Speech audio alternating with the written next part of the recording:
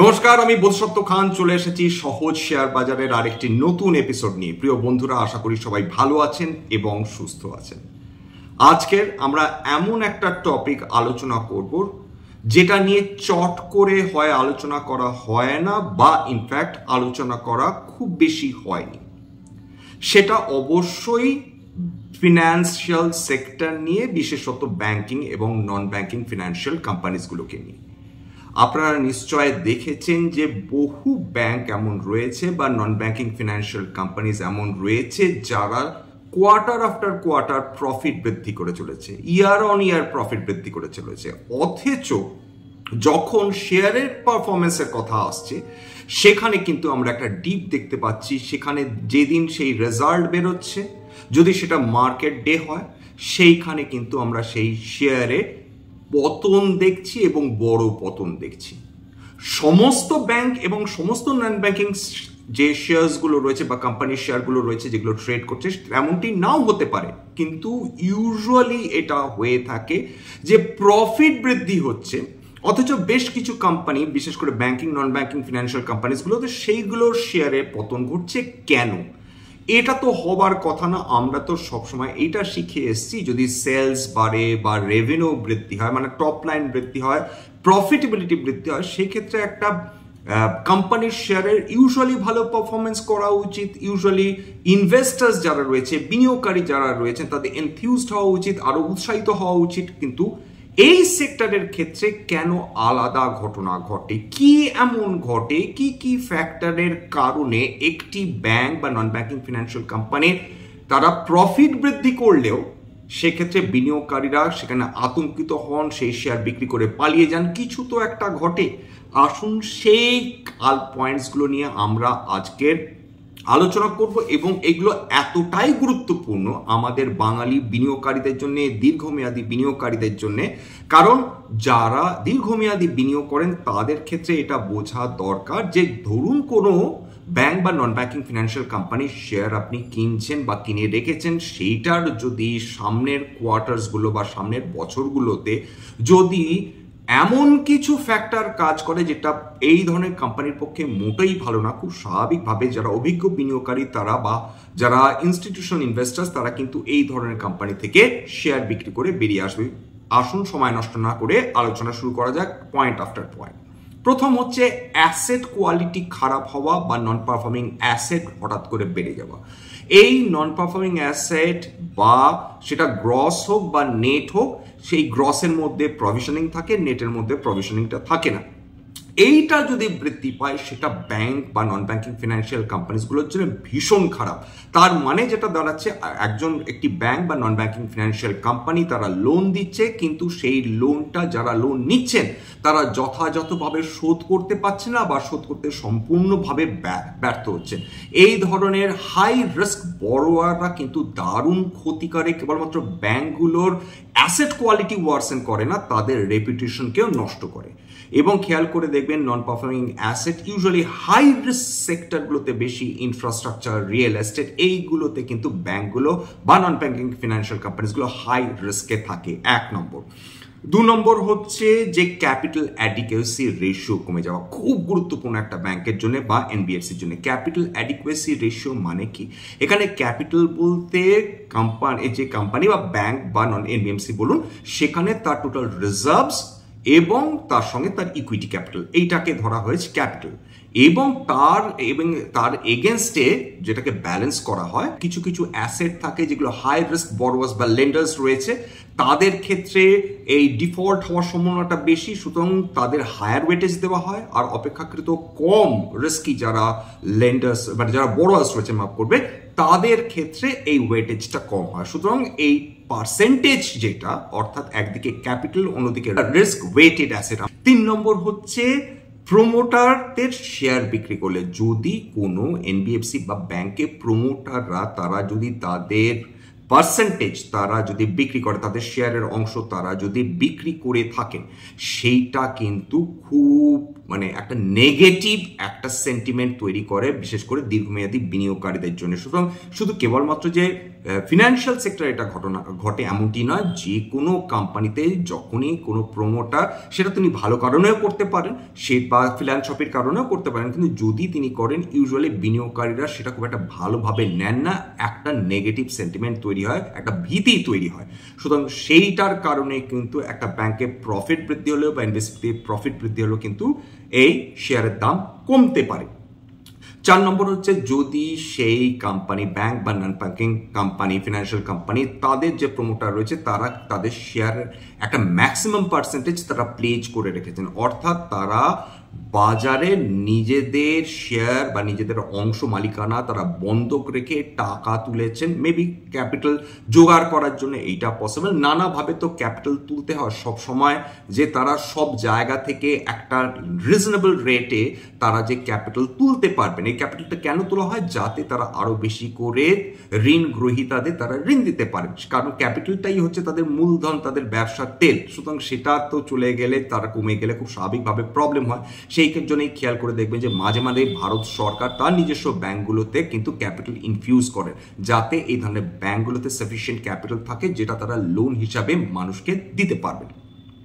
এবার 5 নম্বর হচ্ছে, গ্রোথ থেমে যাচ্ছে, ভবিষ্যতে কোনো বৃদ্ধি হওয়ার সম্ভাবনা নেই, এবং হয়তো শাখার সংখ্যা বেড়ে গেছে, বা প্রোডাক্ট যেগুলো নিয়ে তারা ব্যবসা করছেন, বিভিন্ন ধরনের তো ফিনান্সিয়াল প্রোডাক্টস হয়, সেইটা তারা আপডেট করেননি, বা এমন কিছু প্রোডাক্ট তারা তৈরি করতে পারেননি যেটা বিনিয়োগকারীদের আকর্ষণ করে, বা যারা কাস্টমার্স বা ক্লায়েন্ট তাদেরকে আকর্ষিত করে, বা টেকনোলজিক্যাল যদি আপগ্রেডেশন না হয়। কিছু কিছু খেয়াল করে দেখবেন যে কিছু কিছু ব্যাংকস রয়েছে তাদের ইন্টারনেট ব্যাংকিং আউটস্ট্যান্ডিং, তাদের অ্যাপসগুলো আউটস্ট্যান্ডিং। আবার কিছু কিছু দেখবেন যে নন ব্যাংকিং ফিনান্সিয়াল কোম্পানিজ বা ব্যাংক, তাদের টেকনোলজি মানে একেবারে মানে খুব তথৈবচ অবস্থা, মানে সেটা ব্যবহার করা আর না করা সমান। ইভেন তাদের এটিএম কার্ড ব্যবহার করতে গেলেও প্রবলেম হয়। এই জায়গাগুলো কিন্তু ক্লায়েন্টদের, কাস্টমারদের, ইনভেস্টারদের তাদের কিন্তু কোথাও না কোথাও মনের মধ্যে একটা সন্দেহ সৃষ্টি করে। 6 নম্বর, রিজার্ভ ব্যাংক অফ ইন্ডিয়া, ভারতবর্ষের কেন্দ্রীয় ব্যাংক, তারা যদি কোনো কঠোর পদক্ষেপ নিয়ে থাকেন এই ধরনের ব্যাংকগুলোর ক্ষেত্রে, কোনো যদি পেনাল্টি ইম্পোজ করেন, তাহলে বা তাদের যদি লোন ডিসবার্সালের ক্ষেত্রে একটা প্রতিবন্ধকতা সৃষ্টি করেন, সেক্ষেত্রেও এই ব্যাংকগুলো প্রফিটেবল হলেও বা তাদের প্রফিট বৃদ্ধি হলেও বিনিয়োগকারীরা আতঙ্কিত হতে পারেন, সেক্ষেত্রে শেয়ার বিক্রির হিড়িক বৃদ্ধি পেতে পারে। 7 নম্বর, ম্যানেজমেন্টে দুর্বলতা, অর্থাৎ ইন্টারনাল ম্যানেজমেন্টে গন্ডগোল বা কোনো ধরনের দুর্নীতির ধরা পড়লো, কর্পোরেট গভর্নেন্স ইস্যু তৈরি হলো, সেই ক্ষেত্রেও একটা দারুণ আতঙ্ক সৃষ্টি হতে পারে বিনিয়োগকারীদের মধ্যে। এবং এই ক্ষেত্রে দুর্নীতি, স্বজন পোষণ, ইয়েস ব্যাংকের ক্ষেত্রে স্বজন পোষণ হয়েছিল, ডিএইচএফএল এর ক্ষেত্রে অ্যাসেট যেটাকে বলে যে ফান্ড মিসম্যানেজমেন্ট হয়েছিল, ফাইন্যান্সিয়াল ম্যানিপুলেশন বিভিন্ন জায়গায় ধরা হয়েছে, বা অনেক সময় অডিটের ক্ষেত্রে ত্রুটি ধরা পড়েনি। এই ধরনের কোম্পানিগুলো কিন্তু এই কারণে সাফার করে। IL&FS তাদের ক্ষেত্রে প্রবলেম দাঁড়িয়েছিল একেবারে, যেটাকে বলে কোম্পানিকে এমনভাবে শাস্তি দিয়েছে তার শেয়ারের দর হু হু করে 90-95% পড়ে গেছে। এইগুলো কিন্তু মাথায় রাখতে হবে, কারণ বলা হয় usually a bank or a non-banking financial company is as good as its management, ততটাই ভালো একটা ব্যাংক যতটা ভালো তার ম্যানেজমেন্ট। সেই কারণে ভারতবর্ষের যে সেরা ব্যাংকগুলো রয়েছে, তা সেটা পাবলিক সেক্টর ব্যাংক বলুন বা প্রাইভেট সেক্টর ব্যাংক বলুন, সেটা তো এমনি সেরা হয়নি, তার পেছনে অনেক ফ্যাক্টরস কাজ করে। দুর্দান্ত প্রফেশনাল ম্যানেজমেন্ট রয়েছে, তাদের দুর্দান্ত অ্যাসেট কোয়ালিটি রয়েছে, এবং তাদের নেট ইন্টারেস্ট মার্জিন দিনের পর দিন বৃদ্ধি পাচ্ছে। অনেক রকম ফ্যাক্টরস কাজ করে, যার কারণে কিন্তু এই ধরনের কোম্পানিজগুলো দারুণ কিন্তু মানে বিনিয়োগকারীদের চোখে কিন্তু অনেক উচ্চ স্থান লাভ করে থাকে। সেক্টরাল রিস্ক, সার্বিকভাবে অর্থনীতি বিপর্যস্ত, বিশ্ব তর্কের খাতিরে ধরে নিচ্ছি, বিশ্ব জুড়ে অর্থনীতি বিপর্যস্ত, একের পর এক অর্থনীতি তাসের ঘরের মতন ভেঙে পড়ছে। এরকম আপনারা কি কখনো ফেস করেছেন?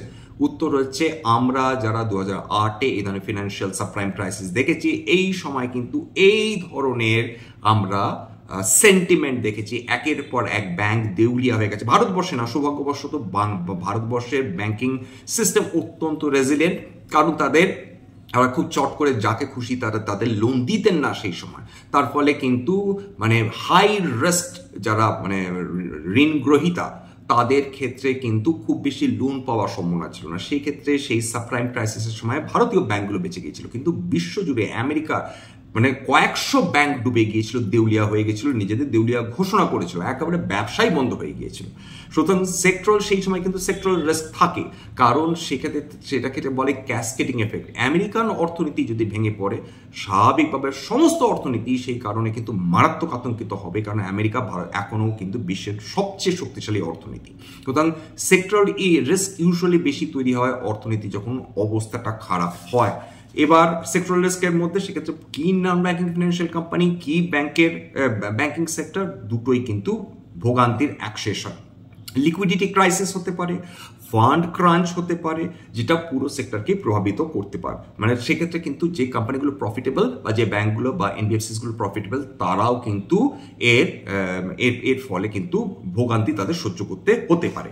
এরপর হচ্ছে রেজাল্টের কথা আসি। মার্কেট এক্সপেকটেশন মিট করলো না, অর্থাৎ লাভ হয়তো আরো বেশি তারা এক্সপেক্ট করেছিলেন একটি বিশেষ ব্যাংকের ক্ষেত্রে বা এনবিএফসির ক্ষেত্রে, কিন্তু ততটা লাভ ব্যাংকটা বা এনবিএফসি করতে পারলো না একটা পার্টিকুলার কোয়ার্টারে। সেক্ষেত্রে মোহভঙ্গ হতে পারে। সেক্ষেত্রে কিন্তু বিভিন্ন ধরনের ইনস্টিটিউশনাল ইনভেস্টার্স, রিটেল ইনভেস্টার্স যে কেউ কিন্তু এই ধরনের ব্যাংক বা এনবিএফসিতে তাদের শেয়ার বিক্রি করতে পারেন, তারপর মানে বিক্রি করে থাকেন ইউজুয়ালি। তারপর হচ্ছে শর্ট টার্ম, অনেক সময় যেটা হয় এককালীন লাভ হলো আদার ইনকাম, কোনো হয়তো কোম্পানিতে তারা স্টেক সেল করেছেন, তাদের অংশীদারিত্ব বিক্রি করেছেন, বা তারা বিল্ডিংস বা মেশিনারিজ কিছু একটা তারা বিক্রি করেছেন, যার ফলে তাদের হাতে অতিরিক্ত উদ্বৃত্ত টাকা এসছে। সেটা কিন্তু এককালীন লাভ, সেটা কিন্তু একটা কন্টিনিউয়াস একটা প্রসেস নয়। তার ফলে এই এককালীন লাভের কারণে কিন্তু কোনো ধরনের বিনিয়োগকারী তারা উৎসাহিত বা উত্তেজিত হন না। উদাহরণ, আমি এখানে রিলায়েন্স যদি একটা ব্যাংক নয়, রিলায়েন্সে খেয়াল করে দেখেছি রিলায়েন্স এশিয়ান পেন্টসে প্রায় 8,500 কোটি টাকার উপর এশিয়ান পেন্টসের শেয়ার বিক্রি করে লাভ ঘরে তুলেছিল। সেটা আদার ইনকাম হিসাবে দেখানো হয়েছে রিলায়েন্সের Q1 প্রফিটে, যার ফলে সর্বকালীন প্রফিট দেখেছে রিলায়েন্স ইন্ডাস্ট্রিজ। কি হলো বাস্তবে আজকে প্রায় 3.2% উপর পতন কিন্তু চলে এসছে। তার মানে এককালীন প্রফিট দিয়ে কিন্তু বিনিয়োগকারীদের সন্তুষ্ট করা যায় না। এবার চলে আসছি হচ্ছে শর্ট টার্ম লাভ। তার মানে এইবার এই এনবিএফসি এবং ব্যাংকগুলোকে কিন্তু কন্টিনিউয়াসলি তাদের পারফরমেন্স দেখিয়ে যেতে হবে। তাদের কিন্তু নন পারফর্মিং অ্যাসেট কমাতে হবে, নেট ইন্টারেস্ট মার্জিন বৃদ্ধি করতে হবে, তাদের ক্যাপিটাল অ্যাডিকুয়েসি রেশিও বৃদ্ধি করতে হবে, তাদের প্রফিট তো বৃদ্ধি করতে হবে, এবং তাদের লোন ডিসবার্সাল, তাদের লোন গ্রোথ হচ্ছে কিনা, অর্থাৎ তারা বেশি বেশি করে ঋণ দিতে পারছে কিনা, সেইটাও কিন্তু একটা খুব গুরুত্বপূর্ণ ফ্যাক্টর হিসেবে কাজ করে। বিশেষ করে সেই কারণে কিন্তু লং টার্ম গ্রোথ এই কারণেই কিন্তু গুরুত্বপূর্ণ হয়ে ওঠে। সুতরাং বিনিয়োগকারীরা তারা কিন্তু এটার উপর সাংঘাতিকভাবে নজর রাখেন। সুতরাং না সম্পত্তি বিক্রি, না ট্যাক্স, মাঝে মাঝে ট্যাক্স রিফান্ড হয়, সেক্ষেত্রে দেখবেন যে কোনো কোয়ার্টারের ট্যাক্স একটু বেশি, কোনো কোয়ার্টারের ট্যাক্স একটু কম, তার কারণ ট্যাক্স রিফান্ড হচ্ছে, সেগুলো বিনিয়োগকারীরা কোনো গুরুত্ব দেন না, আলাদা করে কোনো গুরুত্ব তারা দিয়ে থাকেন না। 11 নম্বর পয়েন্ট, ভ্যালুয়েশন যদি ওভারহিটেড হয়ে থাকে, পি রেশিও বা PB ratio, usually P ratio চট করে দেখা হয় না ব্যাংকিং বা এনবিএফসির ক্ষেত্রে, সেক্ষেত্রে price to book, return on asset, এই দুটো বেশি গুরুত্বপূর্ণ হয়ে ওঠে। সুতরাং যদি প্রাইস টু বুক অত্যাধিক বেশি হয়ে যায়, সেক্ষেত্রে কিন্তু সেটা সেই ব্যাংকটাকে হয়তো ওভারহিটেড টেরিটরির মধ্যে আমরা দেখতে পাই, বা অনেক সময় বলা যেতে পারে সেটা ওভার প্রাইস। সেক্ষেত্রেও বিনিয়োগকারীরা প্রফিট বৃদ্ধি হলেও তারা শেয়ার বিক্রি করতে পারেন। এছাড়া যদি দেখা যায় যে একটা বিনিয়োগকারীরা মনে করলেন যে ধরুন একটা কোম্পানি, তর্কের খাতিরে বলছি, যে সর্বকালীন প্রফিট করলো একটা কোয়ার্টারে, তারপর যেদিন প্রফিট ডিক্লেয়ার করলো সেই দিন থেকে মার্কেটে সেই শেয়ারে পতন হওয়া শুরু করলো। কেন? এটা যে কোনো কোম্পানির ক্ষেত্রে হতে পারে, কারণ হয়তো বা বিনিয়োগকারীদের, হয়তো বা ট্রেডারদের মনে হচ্ছে যে এরপর এই ব্যাংকের অন্তত সামনের কয়েকটা কোয়ার্টার বা সামনে কয়েকটা বছর এত প্রফিট করা আর সম্ভব হবে না, সেক্ষেত্রেও তারা কিন্তু শেয়ার বিক্রি করে দিতে পারে। রিটার্ন অন অ্যাসেট 1-এর বেশি যদি কোনো ব্যাংকিং বা নন ব্যাংকিং ফিনান্সিয়াল কোম্পানির ক্ষেত্রে হয়, তার মানে সে কিন্তু ব্যাংকটা ভালো পারফরমেন্স করছে। 1-এর নিচে কখনো return on asset usually banking বা নন ব্যাংকিং ফিনান্সিয়াল কোম্পানিজের ক্ষেত্রে কাম্য নয়। এবার চলে আসি হচ্ছে নেট ইন্টারেস্ট মার্জিন কমে যাওয়া, সাংঘাতিক একটা ব্যাপার। নেট ইন্টারেস্ট মার্জিন মানে কি, খুব সহজ ভাষায় বলতে গেলে যে ব্যাংক আপনার কাছ থেকে টাকা সংগ্রহ করে, ডিপোজিট করে, তার বিনিময়ে হয়তো সেভিংসে টাকা রাখলে 2.5%, ফিক্স করে রাখলে হয়তো 6 থেকে 6.5 বা 7%, সিনিয়র সিটিজেনদের কিছু বেশি। তার মানে কি, ব্যাংক আপনাদের কাছ থেকে কাঁচা মাল নিল, তার এগেনস্টে 100 টাকায় 7 টাকা বা 6 টাকা আপনাকে তার এগেনস্টে তারা ইন্টারেস্ট পেমেন্ট করলো। ওই একই টাকা এখন তাদের কাঁচামাল, এই কাঁচামালটা তারা ব্যবহার করবে। কিসে ব্যবহার করবে?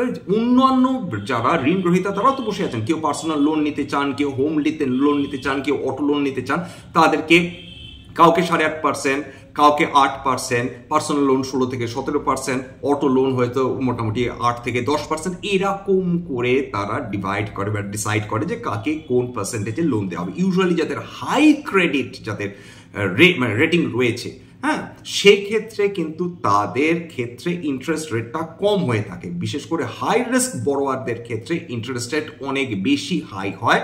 তার কারণটা হচ্ছে ব্যাংক চেষ্টা করে যাতে তাদের রিস্ক কমিয়ে আনা সম্ভব হয়, কারণ যদি এরা কোনো কারণে শেষের দিকে ডিফল্ট করে তাহলে হায়ার পার্সেন্টেজের দিক থেকে তারা কিন্তু লোনটা অনেকটা বেশি বা মূল যেটাকে বলে প্রিন্সিপাল অ্যামাউন্ট অনেকটাই রিকভার করে ফেলতে পারবে। সেই জন্য যাদের হাই রিস্ক বড়োয়ার তাদের ক্ষেত্রে ইন্টারেস্ট রেট বেশি হয়। তার মানে কি, এই নেট ইন্টারেস্ট মার্জিন হচ্ছে এই ডিফারেন্সটা, অর্থাৎ ব্যাংক যে হারে ঋণ নিচ্ছে বিভিন্ন গ্রাহকদের কাছ থেকে এবং যে হারে ঋণ দিচ্ছে এর মধ্যে যে ডিফারেন্স, সেটা কিন্তু নেট ইন্টারেস্ট মার্জিন। সেটা বাড়া মানে ব্যাংক ডেফিনেটলি অনেক বেশি লোককে ঋণ দিতে পারছে এবং অনেক তাদের প্রফিটেবিলিটিটা বৃদ্ধি হচ্ছে। অন্যদিকে যদি এটা কমে যায়, তার মানে যেটা হচ্ছে যে যারা যথেষ্ট যারা ঋণ নেওয়ার কথা যথেষ্ট পরিমাণ ঋণ নিচ্ছেন না বা তাদের কম ইন্টারেস্ট রেটে ঋণ দিতে হচ্ছে, আবার যারা টাকা জমা রাখছেন তাদেরকে বেশি ইন্টারেস্ট রেটে তাদের টাকা জমা দিতে হচ্ছে, তাদেরকে বেশি টাকা ইন্টারেস্ট দিতে হচ্ছে। এবার চলে আসি হচ্ছে ইন্টারেস্ট রেট ফ্লাকচুয়েশন। এটা আরেকটা চিন্তার ব্যাপার, কারণ যখনই সুদের হার বাড়বে নন ব্যাংকিং ফিনান্সিয়াল কোম্পানিজগুলোর সবচেয়ে বেশি আঘাত কিন্তু তারা পায়। তার কারণ এখানে তাদের কস্ট অফ ফান্ডিং কিন্তু বেড়ে যায়, কারণ তাদেরও তো ধার করতে হয়। সুতরাং যখনই এই ইন্টারেস্ট রেট বৃদ্ধি হচ্ছে, তাদের কিন্তু বেশি রেট অফ ইন্টারেস্টে কিন্তু তাদেরকে এই ফান্ডটাকে সংগ্রহ করতে হচ্ছে, অর্থাৎ কস্ট অফ ফান্ড বৃদ্ধি হচ্ছে। সেক্ষেত্রে তাদের নেট ইন্টারেস্ট মার্জিন সেটা মার খায়। এছাড়া ভবিষ্যতে লাভও এর ফলে কমতে পারে এমন বিশেষজ্ঞরা ধরে নেন। 14 নম্বর, ম্যাক্রো ইকোনমিক ফ্যাক্টর এবং মার্কেট সেন্টিমেন্ট খারাপ হওয়া। এইটা কিন্তু সাংঘাতিক, অর্থাৎ জিডিপি আস্তে আস্তে স্লো ডাউন করছে, আনএমপ্লয়মেন্ট বৃদ্ধি হচ্ছে একটা দেশে, মুদ্রাস্ফীতি সেটা ক্রমাগত কিন্তু বৃদ্ধি পেয়ে চলেছে, একটা জায়গায় মূল্য বৃদ্ধি পেয়ে চলেছে। এই ধরনের ম্যাক্রো ইভেন্ট সবসময় এনবিএফসি বা ব্যাংকগুলোকে প্রভাবিত করে থাকে, তার ফলে শেয়ার বাজারে ভীতি ছড়ায়। এক্ষেত্রে বিনিয়োগকারীরা ভয় পেয়ে এই ধরনের কোম্পানির শেয়ার বিক্রি করে দিতে পারেন। এছাড়া আপনারা নিশ্চয়ই খেয়াল করে দেখছেন বিগত কয়েক বছর ধরে এদের বিশেষ করে ব্যাংকিং এনবিএফসি গুলোর ক্ষেত্রে দারুণ কম্পিটিশন বৃদ্ধি পেয়ে গেছে, ফিনান্সিয়াল টেকনোলজিস এসছে, ডিজিটাল ব্যাংকিং এসছে। এই যে উত্থান হয়েছে তার ফলে ট্র্যাডিশনাল যে এনবিএফসি বা ব্যাংকগুলো তাদের প্রফিটেবিলিটি কিন্তু মার খেয়ে চলেছে, কারণ নতুন প্লেয়ার্সরা যে বাজারে চলে এসছে। এই ক্ষেত্রে তারা কিভাবে কোপ আপ করবে, সেটা যদি কোপ আপ না করতে পারে, তারা যদি নতুন কোনো আইডিয়াস বের না করতে পারে, সেক্ষেত্রে মার খেয়ে যাবে তাদের প্রফিটেবিলিটি। বিনিয়োগকারীরা ঘাবড়ে গিয়ে সেই কোম্পানির শেয়ার বিক্রি করে দিয়ে চলে যাবেন। ডিভিডেন্ড পলিসি, তার 19 নম্বর পয়েন্ট, ডিভিডেন্ড পলিসি বলতে গেলে একটা ব্যাংক নিয়মিত হারে ডিভিডেন্ড দিয়ে যাচ্ছিল, হয়তো ডিভিডেন্ডের পরিমাণ বৃদ্ধিও করে যাচ্ছিল, হঠাৎ করে দেখা গেল তারা ডিভিডেন্ড মারাত্মকভাবে কমিয়ে দিল দেওয়া, নতুবা ডিভিডেন্ড একেবারে বন্ধই করে দিল। ঘাবড়ে যায় বিনিয়োগকারীরা। কেন? বিনিয়োগকারীদের মনে হয় তার মানে প্রফিট করছে না ব্যাংক, বা ব্যাংক ডেফিনেটলি কিছু লুকাচ্ছে, ব্যাড অ্যাসেট লুকাচ্ছে, তার ফলে প্রফিটেবিলিটি যা হওয়া উচিত সেটা বাড়িয়ে চড়িয়ে দেখানো হচ্ছে। সুতরাং এর মধ্যে প্রকৃত সততা নেই, এখান থেকে বিক্রি করে বেরিয়ে এসো। ডিভিডেন্ড কিন্তু একটা সততার প্রতীক, ডিভিডেন্ড কিন্তু একটা প্রফিটেবিলিটির প্রতীক, ডিভিডেন্ড কিন্তু একটা ব্যাংকের বা নন ব্যাংকিং ফিনান্সিয়াল কোম্পানি কিন্তু তার ফিনান্সিয়াল হেলথের প্রতীক। সেই ক্ষেত্রে ডিভিডেন্ড পলিসি বদলে যাওয়া ডেঞ্জারাস। ক্রেডিট রেটিং ডাউনগ্রেড, এটাই বোধহয় এইটা যদি হয় তার মানে হচ্ছে একবারে হু করে শেয়ার বিক্রি করে দিতে পারেন বিভিন্ন বিনিয়োগকারী মানে যেটাকে বলে লার্জ নেটওয়ার্থ মানে হাই নেটওয়ার্থ ইন্ডিভিজুয়ালস বা ইনস্টিটিউশনাল ইনভেস্টার্সরা, ফরেন ইনস্টিটিউশনাল ইনভেস্টার্সরা, ডোমেস্টিক ইনস্টিটিউশনাল ইনভেস্টার্সরা তারা বিক্রি করে দিতে পারে, মানে ইউজুয়ালি থাকেন। বিশেষ করে সবাই ভয় পান স্ট্যান্ডার্ড অ্যান্ড পুর, মুডিজ, ক্রেজেল এই ধরনের কোম্পানিগুলো যখন ডাউনগ্রেড করে তখন তারা মারাত্মক ভয়ে থাকেন।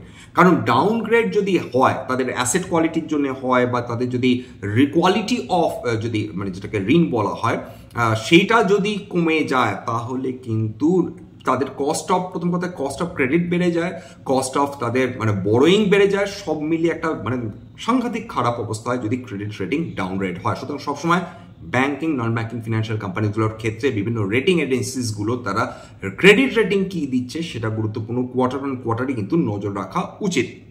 এবার ওনারশিপ স্ট্রাকচার বা ডাইলুশন হচ্ছে, হয়তো দেখা যাচ্ছে নতুন শেয়ার ইস্যু করা হচ্ছে, রাইটস ইস্যু শেয়ার করা হচ্ছে, বোনাস শেয়ার দেওয়া হচ্ছে, তার ফলে কি, তার ফলে যেটা হচ্ছে সেখানে ডাইলুশন হচ্ছে। যখনই ডাইলুট হবে এছাড়া যেটা হয় যে প্রোমোটার হোল্ডিং কমে যেতে পারে, প্রোমোটার বিক্রি করে চলে যেতে পারে, সেক্ষেত্রে ওনারশিপ স্ট্রাকচার যখনই বদলে যাবে তখনই বিনিয়োগকারীরা ইউজুয়ালি ঘাবড়ে যেতে পারেন। ঘাবড়াবেনই এমন কিন্তু কোনো কথা নেই। টেকনিক্যাল ফ্যাক্টর, অনেক সময় দেখবেন যে শেয়ারের দাম চট করে এত বেড়ে গেল, কম সময়ের মধ্যে শেয়ারটা ডাবল হয়ে গেল, তখন কি করে, তখন ট্রেডার্সরা, short term investors, momentum investors তারা চট করে তারা প্রফিট বুকিং করার চেষ্টা করে। সেক্ষেত্রে রিলেটিভ স্ট্রেন্থ যেটা RSI সেইটা দেখে, মুভিং অ্যাভারেজ কনভার্জেন্স ডাইভার্জেন্স দেখে, তারপর এক্সপোনেনশিয়াল মুভিং অ্যাভারেজ দেখে, নানা ধরনের টেকনিক্যাল ফ্যাক্টরস তারা দেখে থাকে। রেজিস্ট্যান্স লেভেল কি, ফিবোনাচি সিরিজটা তারা দেখে নেন এবং সাপোর্ট এবং রেজিস্ট্যান্স দুটোই তারা দেখে নেন, এটা বোঝার জন্য যে এই মার্কেটে এই ধরনের ব্যাংকের শেয়ার বা NBFC শেয়ারগুলো ওভার প্রাইস না আন্ডার প্রাইস না ফেয়ারলি ভ্যালু, এটা দেখার জন্য তারা টেকনিক্যাল ফ্যাক্টরস ব্যবহার করে থাকেন। ইউজুয়ালি শর্ট টার্ম ইনভেস্টার্স বা মোমেন্টাম ইনভেস্টার্স বা যারা ট্রেডার্স তারা এই ধরনের কাজ করে থাকেন। মানে যারা দীর্ঘমেয়াদী বিনিয়োগকারী তারা ইউজুয়ালি এন্ট্রি বা এক্সিট নেওয়ার সময় কিন্তু এই ধরনের ফ্যাক্টরস তারা ব্যবহার করেন। এছাড়া লাস্ট যেটা পয়েন্ট, ইভেন্ট বেসড রিস্ক, অর্থাৎ হঠাৎ করে একটা ব্ল্যাক সোয়ান ইভেন্ট হলো বা কোনো ক্ষতিপূর্ণ মানে এমন কিছু ক্ষতি করতে পারে এরকম সেক্টরে এই ব্যাংকগুলো লোন দিল। এবার ইউজুয়ালি সাইক্লিক্যাল সেক্টরসগুলোতে যদি লোন তারা দেয় এবং সেক্ষেত্রে কোম্পানিজগুলো যদি তারা লোন রিস্ট্রাকচারিং এর কথা বলে বা লোন দেওয়ার ক্ষেত্রে ডিফল্ট করে, সেক্ষেত্রে ব্যাংকগুলো বা NBFC গুলো তারা কিন্তু ধরাশায়ী হতে পারে। যাক, এখানে কয়েকটা উদাহরণ দিই। AU small finance bank profit বেড়েছে, এগুলো কিন্তু কেবল উদাহরণ, কোনো ধরনের রিকমেন্ডেশন না, বাই সেল সাজেশন নয়, অ্যাডভাইস নয়। সবসময় একজন সেবি রেজিস্টার্ড ইনভেস্টমেন্ট অ্যাডভাইজারের পরামর্শ নেবেন বা নিজে ডিউ ডিলিজেন্স করবেন। এটা কিন্তু স্ট্যান্ডার্ড ডিসক্লোজার। যে কোম্পানিজগুলো নিয়ে আলোচনা করব, axis bank, HDB financial services এবং AU স্মল ফিনান্স ব্যাংক, এর কোনোটাতে আমার বা আমার পরিবারের বিনিয়োগ নেই, এইটুকুনি বলে রাখলো। এটা স্ট্যান্ডার্ড ডিসক্লেমার, এটা কেবলমাত্র একটা এডুকেশনাল চ্যানেল। বাঙালি বিনিয়োগকারীদের ইনভেস্টার অ্যাওয়ারনেস বৃদ্ধির জন্য এখানে কোনো ধরনের কোনো শেয়ারের buy sell recommendation suggestion advice কিন্তু দেওয়া হয় না। আমি যে কোম্পানির নামগুলো বলছি কেবলমাত্র for illustration purpose or as examples, এইটা মাথায় রাখতে হবে। এবং এটাই আপাতত AU স্মল ফিনান্স ব্যাংক একটু বলে নিই। 16% প্রফিট বৃদ্ধি হয়েছে, 581 কোটি টাকা প্রফিট হয়েছে, কিন্তু কোয়ার্টার ওয়ান ফিসকাল ইয়ার 2026-এ কিন্তু মার্জিন শ্রিঙ্ক করে গেছে, অ্যাসেট কোয়ালিটি খারাপ হয়ে গেছে, নন পারফর্মিং অ্যাসেট বৃদ্ধি হয়েছে, শেয়ারে কিন্তু দেখেছেন একটা সিগনিফিকেন্ট পতন হয়েছে। আজকেরই যদি খেয়াল করে দেখেন 21শে জুলাই, সেখানে কিন্তু AU স্মল ফিনান্স ব্যাংকে প্রায় 5%-এর উপর পতন হয়েছে। মোট কথা লাভ বেড়েছে, কিন্তু নিম এবং অ্যাসেট কোয়ালিটি ডিটেরিয়েট করেছে, বাজার আতঙ্কিত হয়েছে এবং বিনিয়োগকারীরা শেয়ার বিক্রি করেছে। এক্সিস ব্যাংক দেখুন কোয়ার্টার ওয়ানে প্রফিট কমেছে 3 থেকে 4%। নিম এবং ব্যাড লোন রেকগনিশনের কারণে কিন্তু আমরা যেটা খেয়াল করে দেখেছি এক্সিস ব্যাংকের শেয়ারের দামে পতন হয়েছে, শেয়ারের সিগনিফিকেন্ট কারেকশন এসছে। এর ফলে এক্সিস ব্যাংক যেহেতু ব্যাংক নিফটির একটা গুরুত্বপূর্ণ অংশ, নিফটি ব্যাংক কিন্তু এক্সিস ব্যাংকের কারণে চাপে ছিল। মোট কথা প্রফিট গ্রোথ হতে পারে, কিন্তু মার্জিন এবং অ্যাসেট অ্যাকাউন্টিং এর ক্ষেত্রে কিন্তু যদি চেঞ্জেস হয় সেক্ষেত্রেও শেয়ারের দাম পড়তে পারে। এবার আরেকটা যেটা কথা, যে মানে ভবিষ্যতে আগাম যদি মন্দার কথা মানুষ ভাবতে শুরু করেন বা যদি বিশেষজ্ঞরা মনে করেন, সেক্ষেত্রেও কিন্তু এই ধরনের শেয়ার্সে বিক্রি বাটা আসতে পারে। এবার HDFC ফিনান্সিয়াল সার্ভিসেস, এটা একটা NBFC, এর খেয়াল করে দেখেছেন যে তার IPO প্রাইস থেকে দারুণ কমে এসছে, আজকে 52 সপ্তাহের নিম্ন স্তরে প্রায় চলে গিয়েছিল। তাদের নেট প্রফিট কিন্তু কমেছে 582 টাকা থেকে 568 কোটি টাকা, 2.4% ইয়ার অন ইয়ার প্রফিট কমেছে, কিন্তু রেভিনিউ 15% বৃদ্ধি হয়েছে। তাতে কিন্তু এইচডিএফসি ফিনান্সিয়াল সার্ভিসেস, তার ফলে বিনিয়োগকারীদের মন খুব স্বাভাবিকভাবেই খারাপ হয়েছে। এখানে কিন্তু যে অ্যাসেটস বলুন, অ্যাসেট আন্ডার ম্যানেজমেন্ট বলুন, মোর অর লেস কম বেশি রিব্যালেন্স করায় ডিসবার্সমেন্ট নামতে পারে, ক্রেডিট কস্ট বৃদ্ধি হতে পারে। সুতরাং এই স্টকটা সম্বন্ধে সেটা অবশ্যই আপনাদের ফিনান্সিয়াল অ্যাডভাইসারকে আলোচনা করবেন ডেফিনেটলি এক্স্যাক্টলি আপনাদের কি করা উচিত। এক্ষেত্রে লাভ কমেছে, অর্থনৈতিক চাপ বেড়েছে, কস্ট সেটা হচ্ছে কস্ট কিন্তু ক্রমাগত মানে কস্ট অফ যেটা হচ্ছে মানে রেজিং ফান্ড সেটা বৃদ্ধি পেয়েছে। এখানে শেষ করলাম সংক্ষেপে যেটা বলা উচিত, মার্জিন স্কুইজ যদি হয়, অ্যাসেট কোয়ালিটি ডিটেরিয়েশন যদি হয়, রাইজিং ক্রেডিট কস্ট যদি হয়, রেগুলেটরি চেঞ্জেস যদি হয়, এই কারণে যতই প্রফিট বৃদ্ধি পাক সেকে কিন্তু চাপ কিন্তু ডেফিনেটলি এই ধরনের কোম্পানিজগুলোর উপর আসে।